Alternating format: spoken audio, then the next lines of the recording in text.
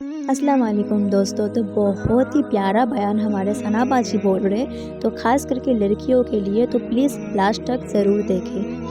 جب انسان سدھرنا چاہتا ہے اور اپنی زندگی صحیح کرنا چاہتا ہے تو پھر وہ ان کے اوپر اپنے تانوں کی بارش کر دیتے ہیں کہ انسان الٹا پیر بھاگ جائے،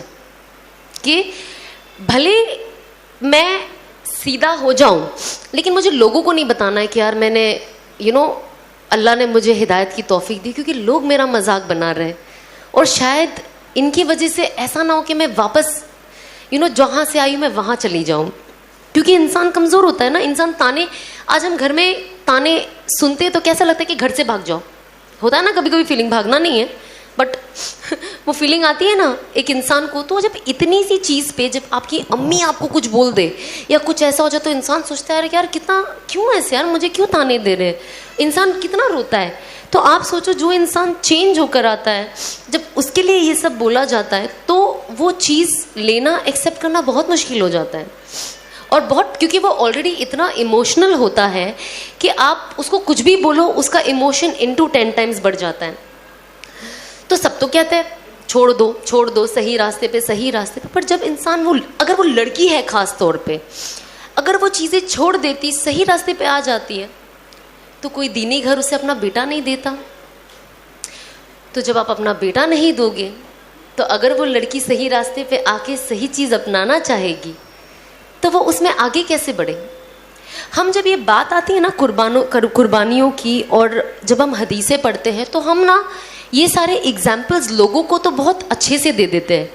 بٹ جب وہ اپنے پہ آتی ہے نا تو ہم وہ کرنا پسند نہیں کرتے۔ اسی لیے میں میرے ہسبینڈ کی بہت زیادہ شکر گزار ہوں، اور ساتھ ہی ساتھ میرے ساس سسر کی، کہ جو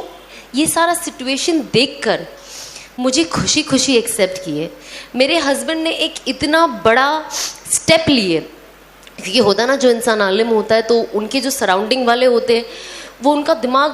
کچھ لوگ، ناٹ آل، کچھ لوگ ایسا دماغ میں فطور بٹھا دیتے کہ سامنے والا جو کچھ کرنا بھی چاہتا ہے تو اسے نہیں کرنے دیتے، کیونکہ اس کو اتنا ڈاؤٹ فل کر دیتے کہ آپ تو اسے شادی کر رہے ہو، یہ ٹکے گی کہ نہیں۔ مطلب میری نکاح پہ تو ایسی باتیں اٹھی تھی، میں ٹکوں گی کہ نہیں،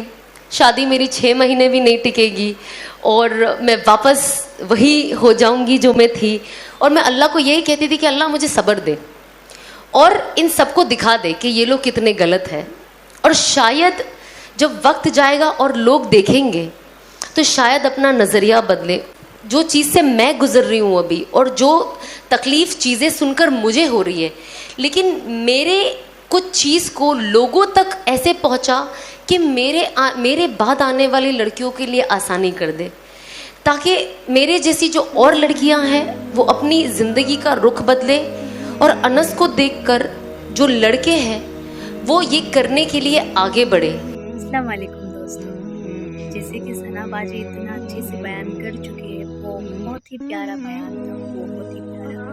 ہم سبھی کو اللہ پاک مرتے دم تک ہدایت پہ رکھے، اور مرتے دم تک ہدایت پہ ہی موت آئے۔ آپ لوگ اپنا ہدایت پہ رہیں اور پردے میں رہیں، اور بہت سارا دعائیں مانگیں اللہ پاک سے، انشاءاللہ ہم سب کو اللہ ہدایت دے۔ شکریہ۔ تو ویڈیو کو اگر اچھا لگا ہو تو like, comment, share and subscribe کر لیجیے۔ خدا حافظ۔